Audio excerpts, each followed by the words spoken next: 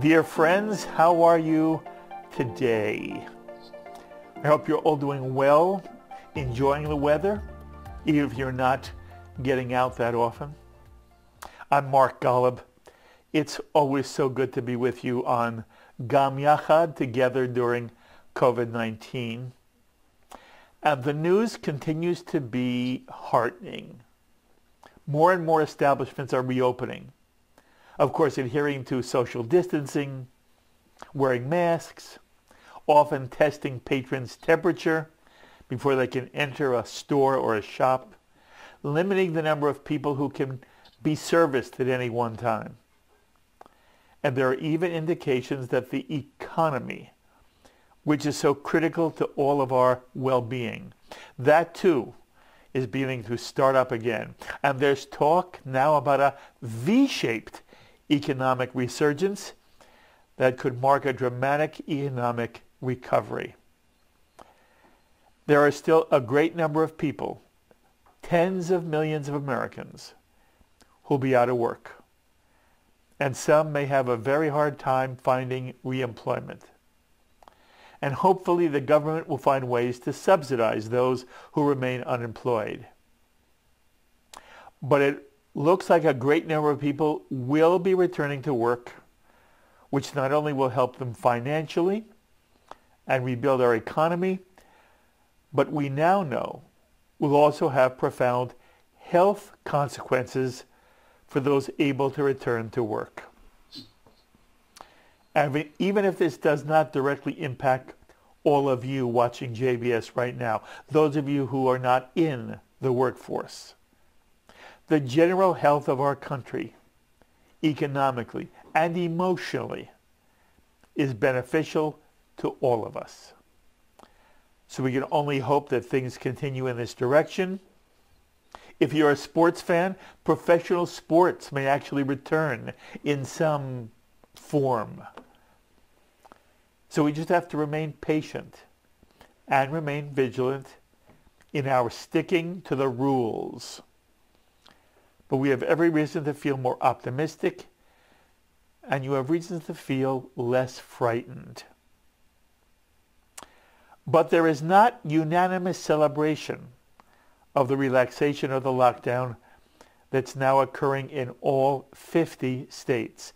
There are those who fear that we are reopening too soon, and that there will be a resurgence of COVID cases and COVID deaths, which has led to a fascinating ethical debate centered around the balance between what is good for the economy and the overall health of the nation, and what's good for individuals who may become sick and may die as a result of ending the lockdown. Moreover, since COVID-19 is a transmissible virus, as more people become infected with the disease, once again, the more they will transmit it to others. Say someone who's simply shopping at a grocery store or a pharmacy. So the question centers on whether it is ethical to do something that is good for society as a whole, even if it may cost other people's lives.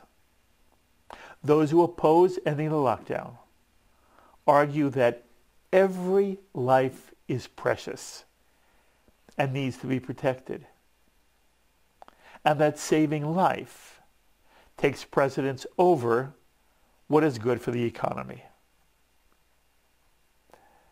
Now, in Judaism, I trust many of you know that the transcending Jewish ethic and value is pikuach nefesh, saving life. Virtually every mitzvah, every commandment is suspended if its suspension can save life. And that's why one is obligated to violate Shabbat law in order to save life. Why one is obligated to break the holy fast of Yom Kippur in order to save life. And on and on and on. And many of you know the iconic Talmudic dictum from Sanhedrin 37a.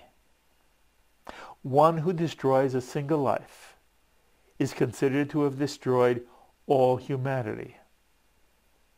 One who saves a single life is credited as having saved all humanity. That's how important and sacred it is to save life in the Jewish tradition. So given this notion of pikuach nefesh and saving every single life, what does the tradition have to say about whether or not it is Jewishly ethical to end the lockdown, to restart the economy, even if it most likely means that it will result in some people dying? Well, for some expert insight and commentary, who better to turn to than a rabbi you see every week here on JBS, hosting his own series, Dimensions of the Daf, where he teaches Talmud brilliantly. The author of a wonderful introduction into the Jewish tradition entitled Gateways to Judaism. He's also a senior lecturer for the Gateways Organization and teaches Jewish history and philosophy at Yeshiva University. A real fan favorite here at JBS, and a rabbi for whom I have the utmost regard and affection. How lucky we are to have him as part of the JBS family. Rabbi Mordechai Becher. Mordechai, thank you so much for joining us on Gam Yachad. Thank you very much for having me, and after that introduction, I can hardly wait to hear myself speak. And I can hardly wait for you to speak. That's wonderful. I cannot say that I have a complete view about this, but a few things I could comment on what you were talking about, just to start off, if that's okay. Yeah, but, well, let me just say one more thing. And by the way, I want you to know how many people write me. I often pass on their emails to you. You are beloved on JBS, and you were the first person I came to 1,000,000 years ago when JBS was then Shalom TV. You said yes to me. You've been producing Dimensions of the Daf from the very beginning till this day. And I am most grateful. Our audience, our JBS viewer and community is very grateful, and you should hear that. And I hope, by the way, as you travel around, every now and then somebody says to you, I saw you on JBS and thank you. All the time. Almost anywhere I go. Okay. I was at a hotel in Kerala in India 2 summers ago. Yeah. And there was a tourist, an American tourist there, and he came over and he said, Rabbi Becher. I said, yeah. He says, I watch you on JBS. I love it. Okay, so Mordechai, you heard my comments on the ethical discussion that's been at the center of the lockdown date throughout the country, between those who support an end to the lockdown, those who oppose a reopening of the economy on the grounds that it will lead to more deaths. First of all, say anything you'd like about the insights from the Jewish tradition that come to your mind with regard to this ethical debate. Well, the first thing I think it's important to point out, and this is not specifically a Jewish idea, which is that it's not quite correct to pose a contradiction on the one hand between the saving of lives and the economy. We understand, and I'm sure you understand, that the economic health of the country, the continued confinement, the closing of schools, etc., is a major public health risk. I don't know if it's equal to COVID-19, but it is massive and major in many areas. First of all, we know from the Great Depression and from other times in history, 1980s, etc., that when there is a major depression, when the economy is going down, when people lose their jobs, there is an increase in deaths. Death due to suicide, depression, in addition to which there's also the abuse victims are locked up in the house with their abusers. This is a danger to life. This is not just this is a danger to life, both for the children, for spouses, etc., etc. Horrific.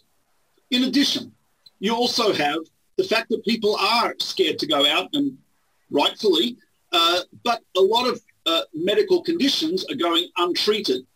People are not going for screenings. People are delaying or not doing vaccinations, and so on and so forth. So we have a broad view. I'll give you an example of that from the Gemara. I hate to be Bela Lugosi. Love it. Bela Lugosi was always stereotyped as Dracula. So here I am stereotyped as for the Talmud. But I think that Talmud is better stereotyping than Dracula. Love it. So, yeah, good. So the Tosefta in Bava Metzia, the Talmud in Nadarim as well, talks about the situation where you've got two cities and they both have a spring. As you know, Israel water in the Middle East, always an issue, even today. Even with desalination and so on, but it's an issue. So there are two cities with springs. And one of the cities, the spring runs dry. So what's the rule? So we know that if it's a question of let's say the animals of one city not having enough water, if they share with the people of the other city, they're obligated to share with the people of the other city. Human life comes first. And there's no question that if it's the lives of the people in the city with the spring are at risk, if they share the water with the other city, also that city gets priority. What about a case, and this is fascinating, what about a case where the first city has enough water to drink? If they share with the other city, they will not have enough water for washing and for laundry. Are they obligated to share with the other city? Mm-hmm. So the Talmud says something incredible.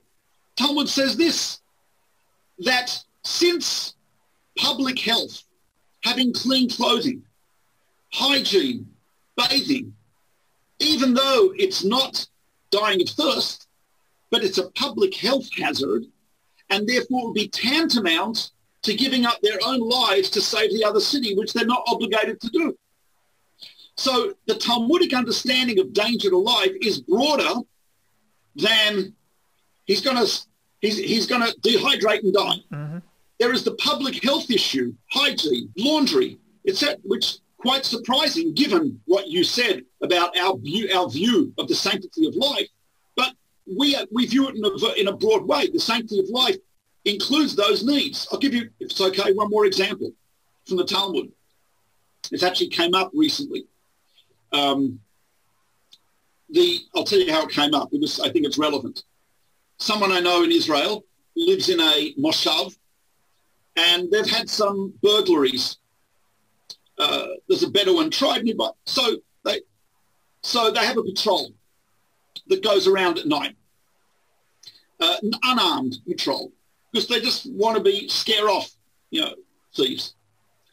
So someone, and it's a combination. There's religious Jews and secular Jews in the same moshav, and there's a roster of who does the patrols. One of the religious Jews there, his roster to do the patrol, Shavuot night, Yom Tov night. Now, he had been in the army, and he knows, guard duty in the army, you do Shabbat or Yom Tov, because it's life. But he says here, he asked me, we're only protecting property, not protecting life. Am I allowed to do the patrol or not? Interesting question. Yeah. So I mentioned a few sources which are relevant to us. Source number one, the Talmud says, this is a Gemara in Shabbos 42a, which says if you see, it's on Shabbat, on Shabbat, you're not allowed to light or extinguish a fire. Now, obviously, if there's danger to life, you can extinguish it. But let's say on the street, you see a coal, piece of wood, small piece of wood, which is the light. It's in the middle of the street, not a danger to anyone. I mean, someone might stub their toe, singe themselves on it, You see, you can't put it out. You can kick it to the side. You can't put it out. There's no danger. If it's interesting, if it's a hot piece of metal, which is right now glowing red hot, so the Talmud there says you can put it out. Now, I can see a glowing red hot piece of metal in the street. I'll avoid it. So the Talmud says an interesting principle. It says, Hezek Rabim Shani.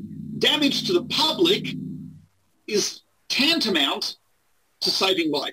Because you see, right now it's red, but it might actually go, darker, but even when it's dark, it still may be hot enough to hurt people. It's not going to kill anyone, but it's going to hurt people. When you have a danger to the public, even if it's not a danger of life and death, it's a danger of damage to the public, that is tantamount to a life and death, pikuach nefesh situation, saving life that you mentioned before. And various authorities maintain that that's the principle we see there. Right? So that's one point I mentioned. Damage to the public, even if it's not life and death, has a severity to it. Another even more relevant to his case was the following. And here's to do with the psychology of people. The Code of Jewish Law, so Shulchan Aruch says that if there is a danger of some band of thieves invading a city, you could defend it on Shabbat against the invasion. That's right. Correct. Well, what if they're what if they only want money? They're not out to endanger anyone's life. They just want money. So now, if it's an individual, it's preferable to give up your money rather than transgress the Shabbat. No question. But the Code of Jewish Law mentions an opinion, it's in Orach Chaim in 329.7. It mentions an opinion that even if they're coming only for money, they're not really engaged in threatening anyone's life. But, many people and some people will act in an irrational fashion and they'll defend their property, which is normal, natural human reaction. They might even defend their property at risk to their own lives. Mm-hmm. Your house is not being invaded by Mahatma Gandhi, who'll just back off if there's violence.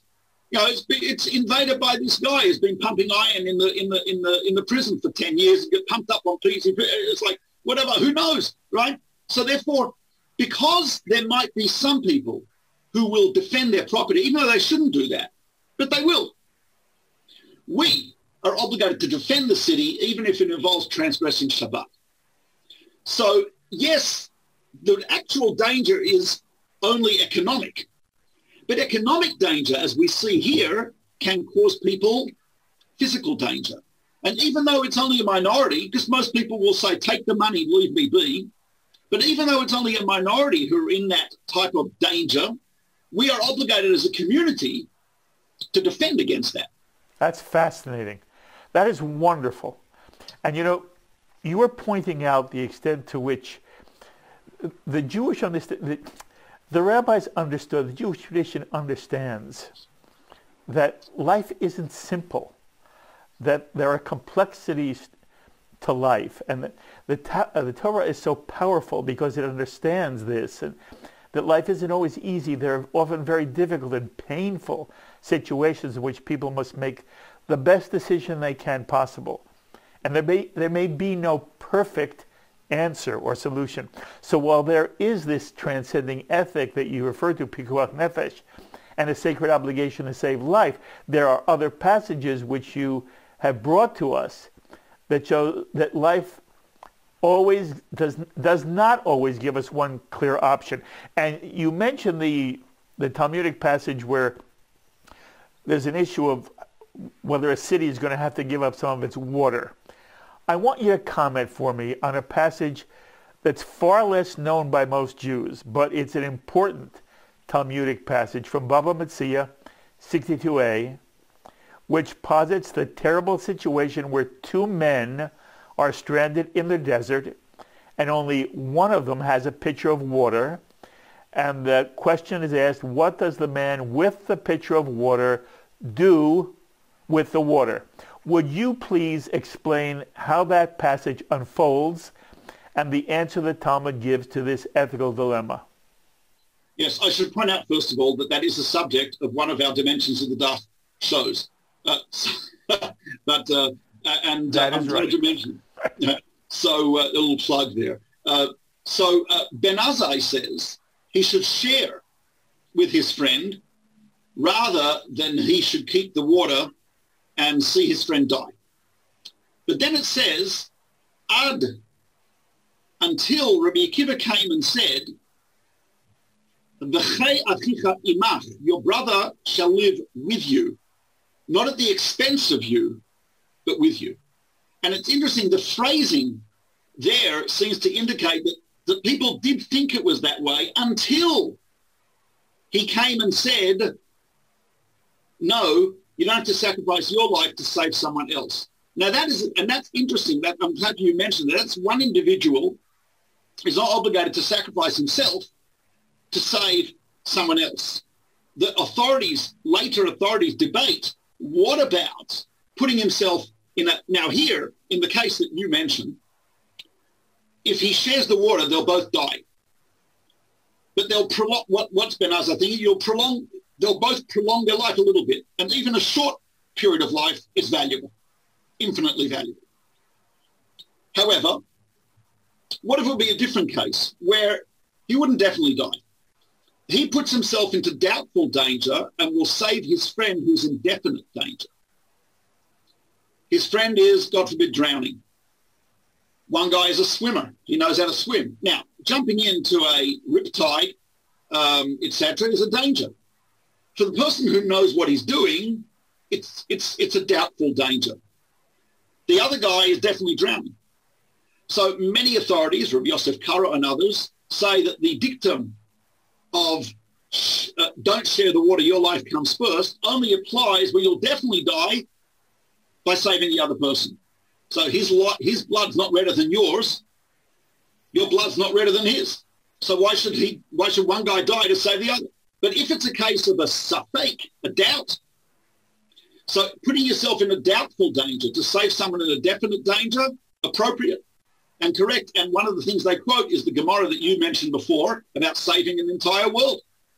So, and that, by the way, is one of the sources of the ruling that physicians, healthcare workers, should put themselves in a doubtful danger because they have appropriate precautions to save people who are in definite danger. Infectious disease specialists, nurses, all the people who are on the front lines, dedicated professionals, etc., the EMTs, etc. So they're putting themselves in a doubtful danger, police officers, etc. But there is an idea that putting yourself in doubtful danger to save someone else is in definite danger. And there's another... Yeah. I just want to make this point, and I want you to comment on it. In the case of the two people in the desert, where Akiva ultimately says, your life takes precedence, and the issue of nobody's blood is redder than anybody else's, you don't have to feel the other guy's blood is redder than yours, and therefore, as tragic as it may be, you keep the water and you get to safety, even if it means you are creating a situation where another person will die. But the Jewish tradition understands that there is something that you may do, if it's to save yourself in a just way, even if it means somebody else will die. The tradition tells us to go in that direction, which seems to contradict the notion that you must save every life.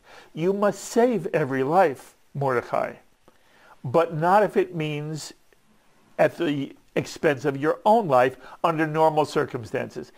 Is that a fair reading of the tradition?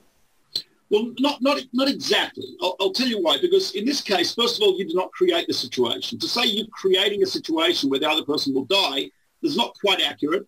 It's your inaction that allows the person to die. So you didn't put him in the desert, and you didn't take the water from him. Both of those cases will be quite different. That's correct. The question here is, yes, I'm obligated to save life, but if I give him the water, I haven't saved life. I've actually overall killed, because what I've done is I've destroyed two lives instead of one. Yes. But this, of course, is a very famous philosophical issue raised by Philippa Foot in England of Oxford University during the Second World War, known as the trolley problem, trolleyology. And the Talmud and the commentaries have a lot to say about that. Trolleyology was the following. Philippa Foot was a mathematician, a philosopher, and there were the V2 rockets hitting London. There were some spies, German spies in London.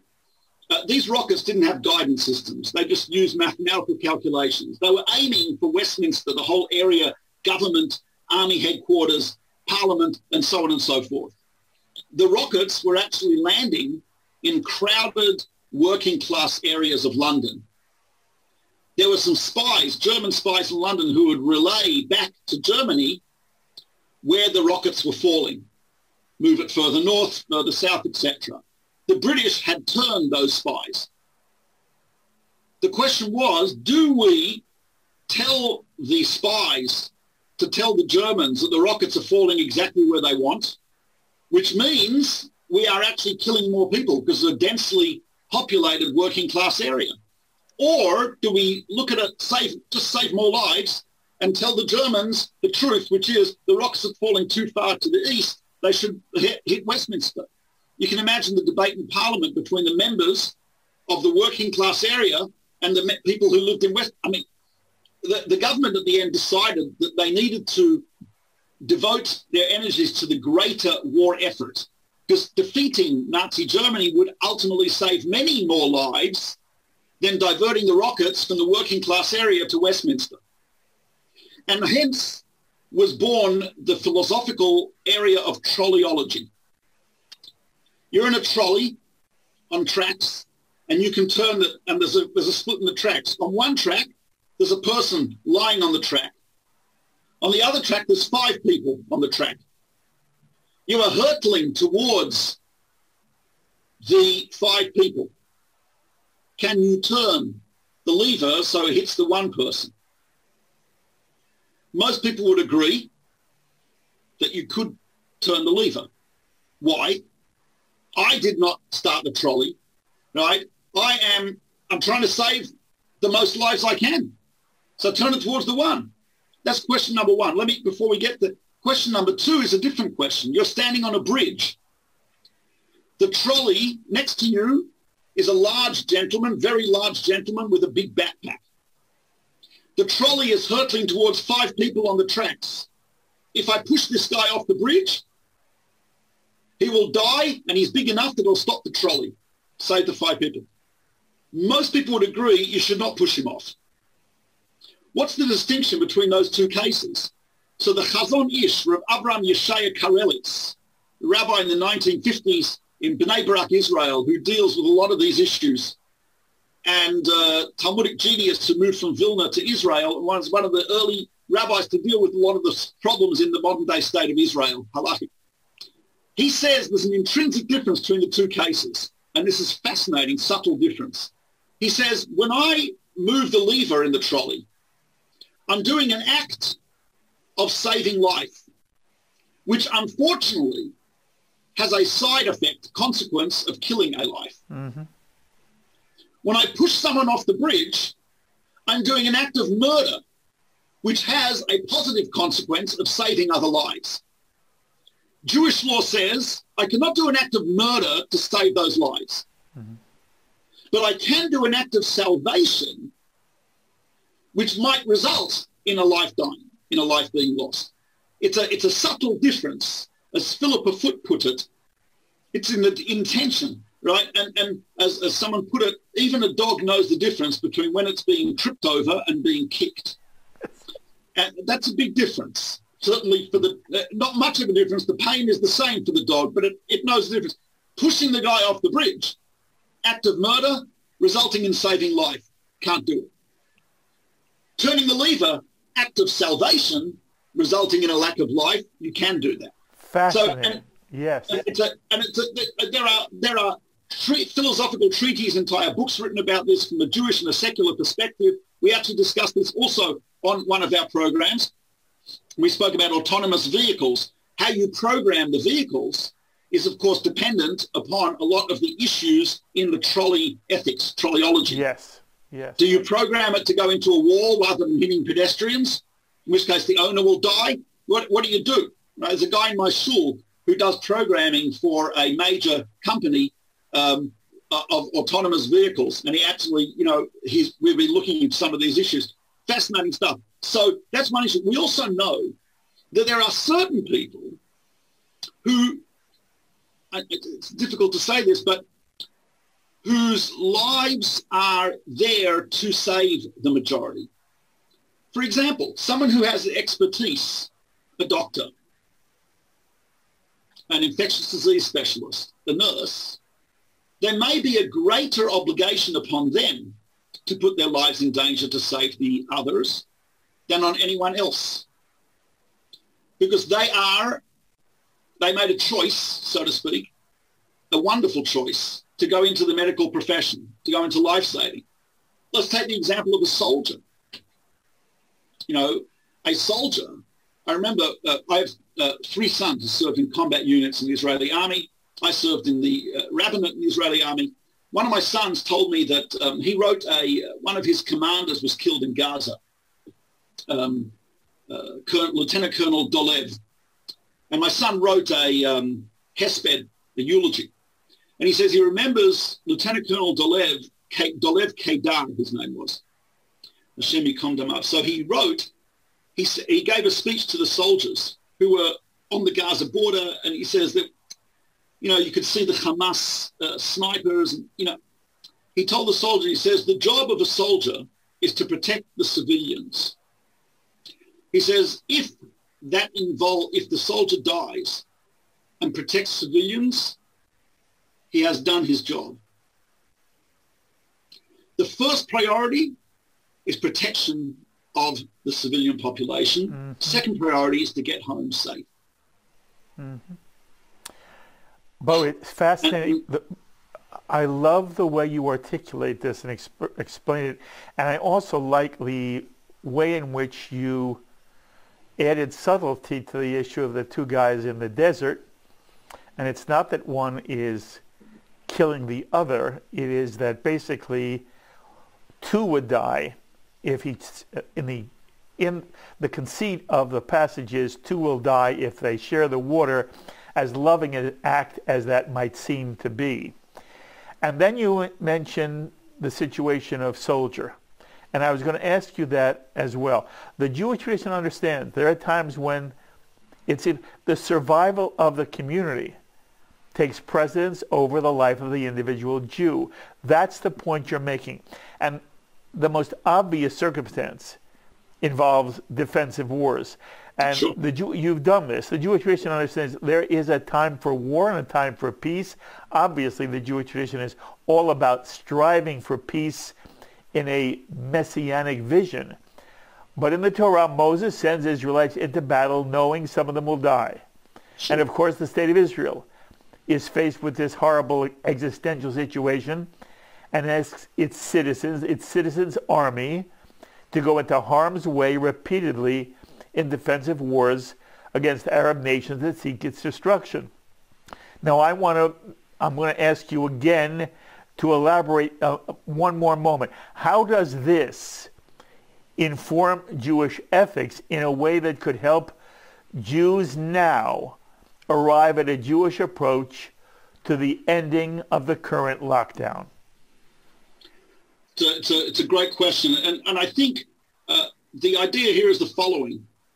We are not automatically saying that, well, if people are going to die from COVID, we have to keep the lockdown no matter what. That's clearly wrong.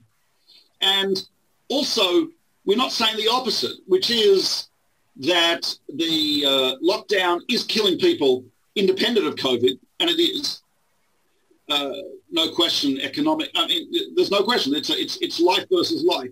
So our evaluation has got to be, at least one possible evaluation has to be the greatest possible lives that will be saved. That's a question that I cannot, a statistician, actuary, epidemiologists, if they would say, look,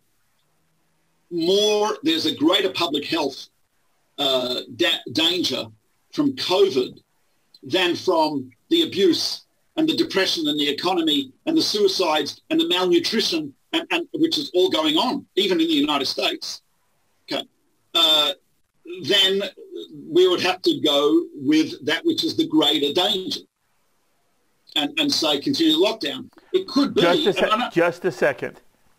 This is sort of different than the example of the city and the water, and does the city have the right to keep itself hygienically clean by keeping water, which if it gave up would literally save lives?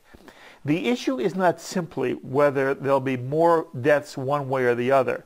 What is clear is that if the global economy, if the American economy truly is destroyed, even if people aren't dying at the moment, the long-term health of the community, which you've talked about throughout this period, this time together with me, there's no question there will be severe damage, long-range damage, which seems to be equivalent to what would happen in the city where, again, the Jew is permitted to keep the water to wash his clothes. So I don't think it's simply, Mordechai, a question of how many deaths will there be from COVID, as opposed to how many deaths will there be during the lockdown. It seems to me there's a larger question, and I want you to speak about that. Yeah, I agree with you. When I say the lockdown, again, I mean the immediate lockdown issue and also the consequences. But the problem is the consequences are much harder to calculate than the actual effects of the disease. Only a number of deaths. I don't think it's hard to evaluate what a long-term lockdown would do for the health of the economy in the United States or globally, which seems to me to be why so many nations are moving, including Israel, are moving towards reopening as soon as possible, because they do recognize the long-term disaster this could have on people's lives later on. Yeah, I agree, but I don't think I would phrase it as the effects on the economy. I would say the effect on human life. The economy being one of the major factors in human lives. I agree, and so again, I just don't like the economy versus, and I don't think it is. But I agree with you on that. But I just think that generally in halacha, to evaluate risk requires expert evaluation of that. And sometimes if you have a risk, what we call b'faneinu, right in front of us, and we have a longer term risk, which is very hard to calculate the probabilities of that. So again, I don't have an answer here. I'm saying that both have to be taken into account. You have to take into account the immediate threat of COVID and the amount of, God forbid, but the amount of fatalities there will be as a result of that versus the immediate risk of the lockdown, and there is a major risk to that, which I don't think has been evaluated enough. I agree. I think there has been, at least from the media and from meetings with doctors and rabbis that I've had, people don't seem to be taking that as seriously as COVID-19. I think it should be taken as seriously. It doesn't mean that I think we should end the lockdown, but if there's an evaluation which takes into account all of those factors, as you mentioned, immediate economic, long-term, malnutrition, the people not taking care of their health issues right now, which is going to result in deaths, God forbid, but it will, right? The abuse and all of that type of stuff, that needs to be, Jewish law says, again, I'm not saying whether Jewish law says to open or close but I'm saying Jewish law says that must be evaluated. You cannot ignore that. To ignore the economic and short-term and long-term, to ignore the psychological is ignoring basic ideas in Jewish law, just like the Talmud, as you correctly point out, says you cannot ignore hygiene. You cannot ignore the laundering of clothes. You can't ignore that, right? So here also you can't ignore the effects of the lockdown, short-term or long-term. And I don't know which is the greater threat, to humanity, the greater threat in terms of a number of lives. Yeah. But I do know that Jewish law requires that we evaluate it in the broadest way possible, Yes. looking at every single factor, not just how many people will die as a result of COVID versus economy or anything like that. It's got to be both factors because they're both dangerous to life. And unfortunately, it's a trolleyology situation. Yeah. Right? What we want to do, opening up the economy, is we're moving the lever that way, which is an act of salvation. Will it result in some people dying? Unfortunately, yes. But I think it's being done as an act of salvation. It's not being done as an act of murder. Continuing the lockdown might be moving the lever that way because there are experts who feel, no, that will save more lives tied on the track, the COVID track versus the economic track. Where are the more bodies? And unfortunately, we have to, just to put it in those brutally crude terms, in terms of the trolley question, right? Lockdown or this way, well, I can't see which is, the problem is a lot of people are only looking at one track, the COVID track. And there's a body there, but folks, and I'm trying to say, look at that track. There's a whole bunch of, there might be more bodies there. I don't know. And therefore I have to move the lever appropriately. That, I think, again, I haven't given you a solution, but I think that Jewish law, the Talmud, requires looking at things in a little bit of a macro view rather than in a tunnel vision. I love it. It's such an important Jewish insight. And what I feel it's a pity that there is not real serious discussion where the kind of issues you raise and the fact that there is no easy, obvious answer here, that we don't see bright people discussing this. I'm not even sure it has to be a debate. Just discuss it. Sure. And at the moment, there are many people who say, if you are for ending the lockdown, you are for murdering people. And that the Jewish tradition says you must save life. And therefore, there are Jews who are arguing against opening the lockdown, ending the lockdown, because they see that as a violation of Jewish principle. And you have said it's much more sophisticated, and life is more sophisticated and complex, and the Jewish tradition has this profound respect for the complexity of life. Exactly. You've summarized it very well. I think people in debates on media, except for JBS, it's simplistic, and very often it's political, and very often it's just like, that's it. And you're right. I wish there could be discussion on a calm and more sophisticated level, taking into account all of those complexities.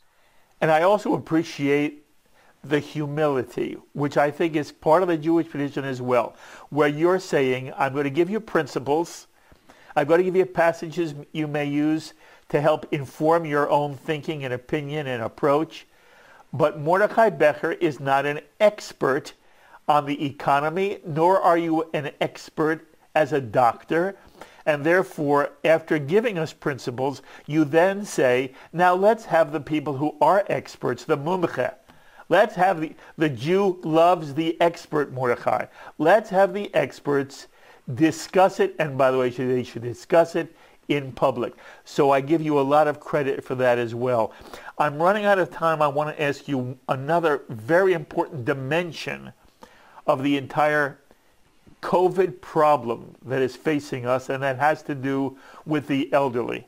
And we have seen that a very high percentage, in different communities the percentage is different, but it could be as high as 50% or more of COVID deaths occur among those who are 80 years old or older. And there is some discussion of whether an 80-year-old's life is worth the same as a 40-year-old's life because of the years we expect the 80-year-old to live and the years we expect a 30, 40-year-old to live. What does the Jewish tradition, from your understanding, have to say about that dilemma and how society should protect people of different ages? Complex dilemma. First of all, Jewish tradition says we do not evaluate generally the quality of one life versus the quality of another, or the length of one life versus the length of another. We see life as an infinite value.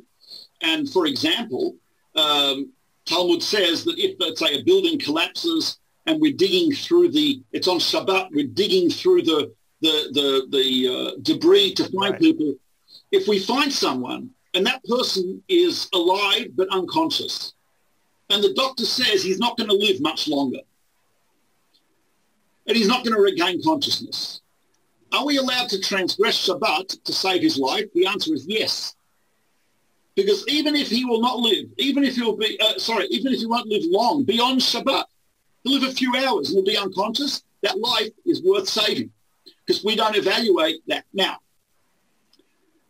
that's number one. Number two, we have a profound respect for the aged. Lifnei Seivat Hakum, rise before the elderly, right? Hadarta Pnei Zakein, honor, right? And there is a certain trend in much of Western society in the opposite direction. Yes. Old age is not respected. Old age is pitied. Old age is to be avoided. Get cosmetic surgery, dye your hair, wear spandex, God forbid, right, etc. All these type of things to avoid the appearance of old age. We feel we have a respect for them. They are the repository of so much wisdom. Right? Zakein, the Talmud says, Zakein, elder, is an acronym. Zeh kana chochma. He has acquired wisdom just by the experience of life. And so I think that trend is something which I think we should push up against. I don't think we should say, oh, well, he's older. And, that I think is very problematic. Now, having said that, what if you've got, let's say, and there was a small hospital in South Africa which had one bed in the ICU. And there was a religious Jew who was working as a physician there. The policy of the hospital was that if two people came to the hospital, both needing the ICU, if one of them was, let's say, a car accident victim who was young and given the right treatment, likelihood would recover, they would give such a person priority over, let's say, an older patient who is in a terminal illness, whose lungs collapsed or advanced cancer, etc. They would prioritize it for the young person, right? Such a person with a greater chance of recovery, the longer life. However, their policy was that if there was already someone in the ICU, an elderly person, and by removing him from the ICU, he'd die, they would not do that to save someone else. The question was posed to Rabbi Eliezer Yehuda Waldenberg, famous Israeli rabbi who was the medical ethics expert, and he was the consultant rabbi for Shaarei Tzedek Hospital in Israel. He felt that the hospital's policy was correct, meaning they were 100% right. You cannot take a person out of the ICU if that's going to kill him. That's doing the act. That's going back to the Chazon Ish. You are doing an act of murder which has a positive consequence of saving a life of someone else. Don't do it. However, if I've only got limited resources, so am I allowed to do triage? I'm allowed to dedicate those resources to the person with a greater hope of recovery.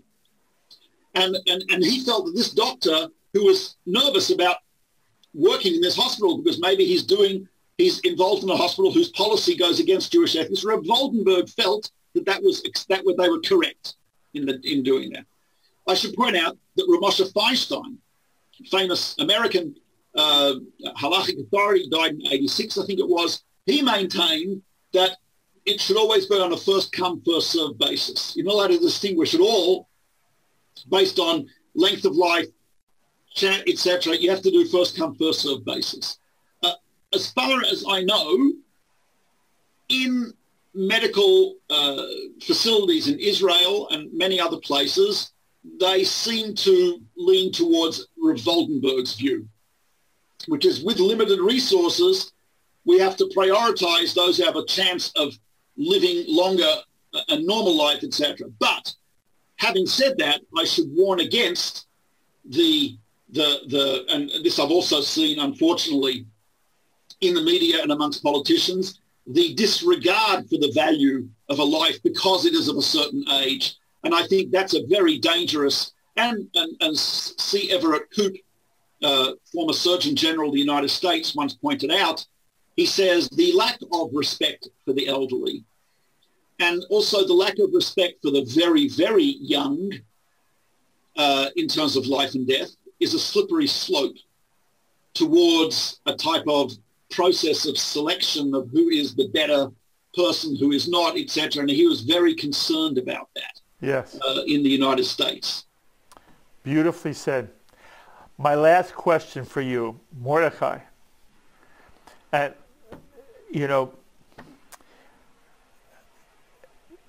everybody knows my regard for you, even though there are aspects of the way we approach the Jewish tradition differently. And you are Torah Misinai, and you believe in a God who is interacting in this world. And what would you say, Mordechai, to a Jew or even a non-Jew who said to you, you know, COVID-19, God did COVID-19.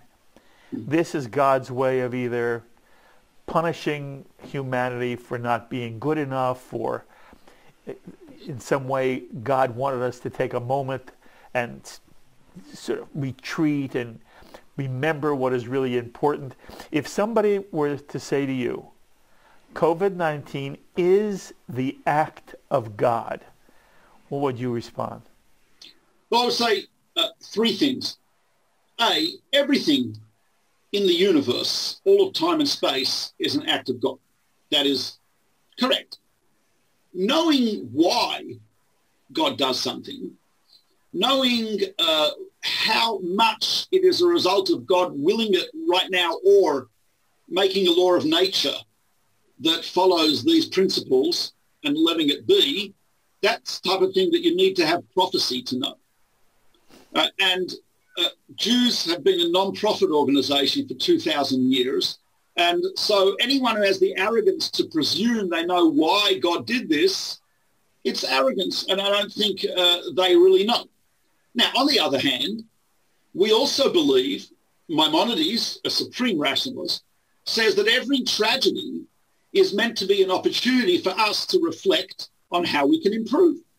Now, if I say, well, as a result of this COVID-19, I have come to appreciate X, Y, and Z, I have improved in this area, that's fine. I'm not claiming that's why God did it. God did not do this, cause all this tragedy, so Becher can appreciate his garden. I mean, seriously? Right? But I can say that one of the lessons I learned from this is this, and that's acceptable. Right? That's acceptable. Now, I think there's a third factor, and this is very important. According to many of the medieval Jewish philosophers and some early modern, Maimonides, Rabbi Mordechai Becher, famous names, God allows human free will to really have tremendous power in this world. And free will is so important to the human state that he often allows a righteous person to suffer and an evil person to prosper as a result of someone else's free will. Now, there is no question that a lot of tragedies that happen, possibly COVID-19, have been a result also of human free will. Whether it was negligence regarding diseases transmitted from animals, right? Whether it was, I don't know, but whether it was negligence in reporting yes. and all these areas, that's human free will. Now, it's true, God's crying when human free will causes the tragedy. But ultimately, right, just like we want our children to be independent, moral, good humans, and the way to do that is not by attaching a GPS chip and an electric collar, but by trying to educate them and they'll feel the consequences of their decisions, right or wrong, God forbid. God does the same to us. And so that's those three things I would say. A, we're not prophets. We don't know why God does something. B, we are, despite that, we're obligated to try to learn from it and see how we can grow and humanity can grow from it, right? And three, we also have to take into account the possibility that some of the suffering, if not most of it, is a result of human free will and life choices that people have made, whether governments or individuals, etc., something also to think about. I love you so much. I am so proud that you are a part of JBS. You are a brilliant teacher of Torah, Talmud. Dimension of the Daf is a fabulous show. I hope if there's anybody who is hearing about this because they're seeing this discussion, they will make a point of watching your show. You're on every Sunday morning at 9 o'clock. You're on every Tuesday morning at 9 o'clock and then repeated at 4:30. And you're on Thursday night. And it's what you do is an enormous service to the Jewish people. I appreciate everything you are and everything you give to me and to JBS. You're a dear friend. Mordechai Becher, Kol Tu v'Hatzlacha. You go from strength to strength. You and your family stay safe, be well during this ridiculous time. And we'll all be watching you all the time on JBS. Thank you, my friend, very, very much. Thank you for having me. It's a privilege to work with you. Value the friendship and the respect. You're not doing much for my humility, but thank you very much, and have a good Yom Tov and a good Shabbos. Stay safe, stay sane, and good to see you. Thank you. Thank you, Mordechai. The insights of Rabbi Mordechai Becher, a marvelous teacher of the Jewish tradition, Torah. And again, you can learn with Rabbi Becher every Sunday morning, 9 a.m., every Tuesday morning, 9 a.m., New York time. Again, 4:30 p.m. Tuesdays, New York time. He hosts the Talmud series, Dimensions of the Daf, right here on JBS. And again, we are so lucky to have Rabbi Becher as part of the JBS family. As always, my thanks to our director, Sloan Copeland. And don't forget to send any Mazel Tovs or Misha Berach names or Yortzites to me at jbscommunity@jbstv.org, and I'll be honored to read your names on Gam Yachad. And you can always email me directly at rabbigolub@jbstv.org. Until the next time, I'm Mark Golub. Stay safe and be well, my friends.